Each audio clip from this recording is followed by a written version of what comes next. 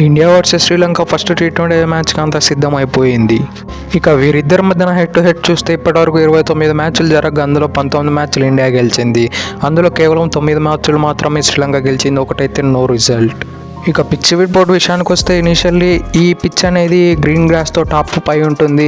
అలానే పిచ్లో అయితే initially fast బౌలర్లకి swing అయితే డెఫినెట్లీ దొరుకుతుంది. 2-3 ఓవర్స్ అయితే పక్కా స్వింగ్ అనేది దొరుకుతుంది. ఆ తర్వాత అయితే ఈ వికెట్ అనేది చాలా స్లో ట్రాక్. ఇది ఆఫ్టర్ 6 ఓవర్స్ అయితే స్పిన్నర్స్కు చాలా బ్రిలియంట్గా వర్కౌట్ అవుతుందని ఈ వికెట్ ప్రెడిక్షన్స్ చెబుతున్నాయి. ఈ పిచ్ అయితే ప్యూర్ బ్యాటింగ్ డామినేటెడ్ పిచ్ మరియు ప్యూర్ బౌలింగ్ డామినేటెడ్ పిచ్ అయితే అసలు చెప్పలేము. బ్యాటర్స్ అయితే నిలబడి ఉంటే డెఫినెట్లీ రన్స్ అయితే ఈజీగా ఫ్లో అవుతాయి. అలానే బౌలర్స్ టైట్ లైన్ లెంత్స్ వేస్తే వీళ్ళు కూడా రెస్ట్రిక్ట్ చేయవచ్చు బ్యాటర్స్ని. ఇక పల్లెకెళ్ళి గ్రౌండ్ స్టాట్స్ చూసుకుంటే ఇప్పటివరకు ఈ గ్రౌండ్లో 22 మ్యాచ్లు జరగగా అందులో 12 సార్లు ఫస్ట్ బ్యాటింగ్ చేసిన టీం గెలిచింది. అలానే 8 సార్లు చేజింగ్ చేసిన టీం గెలిచింది. ఈ గ్రౌండ్లో హైయెస్ట్ స్కోర్ వచ్చేసి 263, అది కూడా ఆస్ట్రేలియా నెలకొల్పింది. ఈ గ్రౌండ్లో లోయెస్ట్ స్కోర్ వచ్చేసి కేవలం 88, ఇది న్యూజిలాండ్ అయితే ఆల్అవుట్ అయ్యింది. గ్రౌండ్లో 2 టై మ్యాచెస్ జరిగాయి. ఈ గ్రౌండ్లో యావరేజ్ స్కోర్ చూస్తే 173. ఇదైతే మరి అంత హై రన్స్ వచ్చే వెన్యూ అయితే అసలే కాదు. కాబట్టి ఈ గ్రౌండ్లో మన ఇండియన్స్ మొదటిగా బ్యాటింగ్ చేసినట్లయితే 180 కొడితే చాలా హైయెస్ట్ స్కోర్ ఇది. ఒకవేళ మన వాళ్ళు సెకండ్ బ్యాటింగ్ చేయబోతుంటే ఫస్ట్ బౌలింగ్ చేసేటప్పుడు బిలో 180 ఎక్కడ రెస్ట్రిక్ట్ చేసినా కూడా ఒక బ్రిలియంట్ అని మనకు చెప్పుకోవచ్చు. ఇక వెదర్ రిపోర్ట్ విషయానికి వస్తే ఈ మ్యాచ్కి ఎక్కడే కానీ వర్షం అడ్డంకి అయితే లేదు. కానీ సెకండ్ హాఫ్లో 9 తర్వాత డ్యూ వచ్చే అవకాశాలు చాలా ఎక్కువగా ఉన్నాయి. యాజ్ పర్ వెదర్ రిపోర్ట్స్ ప్రకారం అయితే 85% సెకండ్ ఇన్నింగ్స్లో డ్యూ వచ్చే ఛాన్సెస్ ఉన్నాయి. కాబట్టి ఫస్ట్ బ్యాటింగ్ చేసే బదులు ఫస్ట్ బౌలింగ్ చేస్తే చాలా మంచిగా ఉంటుంది. ఎందుకంటే ఈ పిచ్ అనేది కొంచెం స్లో డౌన్ ఎక్కువగా అవుతుంది. కాబట్టి డెఫినెట్లీ ఈ మ్యాచ్లో ఎక్కువ మంది స్పిన్నర్స్ని ఇండియా ఆడిస్తుంది. అలానే శ్రీలంక కూడా ఆడిస్తుంది. ఎవరు టాస్ గెలిచినా ఫస్ట్ బౌలింగ్ తీసుకుంటే చాలా మంచిగా ఉంటుంది.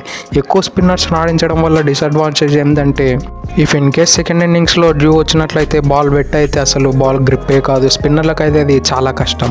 ఈవెన్ ఫాస్ట్ బౌలర్లకు కూడా కష్టమే. కానీ ఫాస్ట్ బౌలర్లు హ్యాండిల్ చేయవచ్చు, ఎలాగో అలా గ్రిప్ పట్టుకొని పేస్ వేయవచ్చు. ఇక శ్రీలంక టీం విషయానికి వస్తే వాళ్ళు కెప్టెన్ని మార్చుకొని ఒక స్ట్రాంగ్ టీమ్గా ఈ T20 సిరీస్కు వస్తున్నారు. న్యూ కెప్టెన్ చరిత్ర అసరంగా అండర్లో ఈ టీం ఎలా పర్ఫార్మెన్స్ అందిస్తుందో చూడాలని చాలా ఎగ్జైట్మెంట్గా ఉంది. T20 వరల్డ్ కప్లో హసరంగా అయితే చాలా ఘోరంగా ఫెయిల్ కావడంతో చరిత్ర శ్రీలంకకి కెప్టెన్సీ బాధ్యతల్ని ఇచ్చారు. వీళ్ళనైతే మన ఇండియన్ టీం ఎక్కడ ఈజీగా తీసుకోనికి అస్సలు లేదు. వీళ్ళ బౌలింగ్ కూడా చాలా స్ట్రాంగ్గా ఉంది. లైక్ నువాన్ తుషారా, మతీష పత్తిరానా, అసరంగా లాంటి టాప్ బౌలర్స్ ఉన్నారు. కాబట్టి ఎక్కడే కానీ రిలాక్స్ కాకుండా క్రిటికల్గా బ్యాటింగ్ చేయాలని ఎక్కడే కానీ ఈజీగా తీసుకున్నట్లయితే డెఫినెట్లీ వీళ్ళు గేమ్లోకి వచ్చే అవకాశాలు లేకపోలేదు. ఈవెన్ వీళ్ళ బ్యాటింగ్ కూడా చాలా స్ట్రాంగ్గా ఉంది. ఆల్మోస్ట్ నెంబర్ 7 వరకు ఒక ప్యూర్ బ్యాట్స్మెన్స్ ఉన్నారు. కాబట్టి వీళ్ళ బ్యాటింగ్ డెప్త్ కూడా చాలా డీప్గా ఉంది. కాబట్టి బౌలింగ్ వేసేటప్పుడు కూడా చాలా జాగ్రత్తగా వేయాలి. లేదంటే వీళ్ళు ఎక్కడైనా కమ్బ్యాక్ చేసి మ్యాచ్లోకి వచ్చేయవచ్చు. ఎనీవే, ఇక శ్రీలంక ప్రాబుల్ ప్లేయింగ్ 11 విషయానికి వస్తే ఓపెనింగ్ పతుత్ నిషంక మరియు కుశాల్ పెరేరా ఓపెనింగ్ చేస్తారు. వన్డౌన్లో అయితే అవిష్కా ఫెర్నాండో, నెంబర్ 4లో Kusal Mendis wicket keeper, number 5లో చరిత్ర శ్రీలంక కెప్టెన్, నెంబర్ 6లో దర్శన్ షనక, నెంబర్ 7లో అసరంగా, నెంబర్ 8లో మహేష్ దీక్షణ, నెంబర్ 9లో మతీష పత్తిరానా, నెంబర్ 10లో మధుశంక, నెంబర్ 11లో నువాన్ తుషారా. ఇక మన ఇండియన్ టీం విషయానికి వస్తే విరాట్ కోహ్లీ, రోహిత్ శర్మ మరియు రవీంద్ర జడేజా, జస్ప్రీత్ బుమ్రా లాంటి దిగ్గజ ప్లేయర్లు లేకుండా T20 మ్యాచ్ ఆడబోతున్నారు. ఈ మ్యాచ్ ఎలా ఉంటుందో చూడాలి. ముఖ్యంగా ఈ మ్యాచ్లో ఎగ్జైటింగ్గా ఉండే థింగ్ ఏంటంటే సూర్యకుమార్ యాదవ్ కెప్టెన్సీ. అఫ్కోర్స్ ఇతడు ముందు టీమిండియా కెప్టెన్సీ చేశాడు. కానీ ఈ మ్యాచ్లో గౌతమ్ గంభీర్ కూడా యాజ్ ఎ హెడ్ కోచ్గా డెబ్యూ చేస్తున్నాడు. కాబట్టి వీళ్ళిద్దరు కాంబినేషన్ ఎలా ఉంటుందో, ఎటువంటి అగ్రెసివ్ మూవ్స్ ఉంటాయో చూడాలని చాలా ఎగ్జైటింగ్గా ఉంది.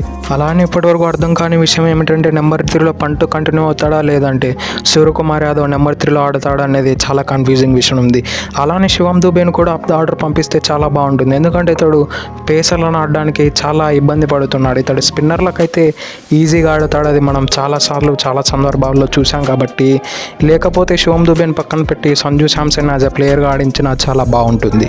అలానే మన బౌలింగ్ కాంబినేషన్ విషయానికి వస్తే 3 పేసర్లు మరియు 2 స్పిన్నర్లతో బరిలోకి దిగే అవకాశాలు ఎక్కువగా ఉన్నాయి. ఎనీవే ఇక ఇండియన్ ప్రాబబుల్ ప్లేయింగ్ విషయానికి వస్తే ఓపెనింగ్ శుభ్మన్ గిల్ మరియు యశస్వి జైస్వాల్ చేస్తారు. వన్డౌన్లో రిషబ్ పంత్, నెంబర్ 4లో కెప్టెన్ సూర్యకుమార్ యాదవ్, నెంబర్ 5లో శివం దుబే ఆర్ సంజు శాంసన్, నెంబర్ 6లో రింకు సింగ్, నెంబర్ 7లో హార్దిక్ పాండ్యా, నెంబర్ 8లో అక్షర్ పటేల్, నెంబర్ 9లో రవి బిష్ణోయ్, నెంబర్ 10లో మొహమ్మద్ సిరాజ్, నెంబర్ 11లో హర్షదీప్ సింగ్లతో బరిలోకి దిగే అవకాశాలు ఎక్కువగా ఉన్నాయి. ఈ మ్యాచ్లో ఎవరు గెలుస్తారో మీరు ఒకవేళ ప్రెడిక్ట్ చేసింటే కింద కామెంట్లో తెలియచేయండి. అలానే మరెన్నో వీడియోల కోసం మా ఛానల్ సబ్స్క్రైబ్ చేసి డైలీ ఫాలో కండి. అలానే ఎంత వీలైతే అంత మీ ఫ్రెండ్స్ కూడా షేర్ చేయండి. Thank you.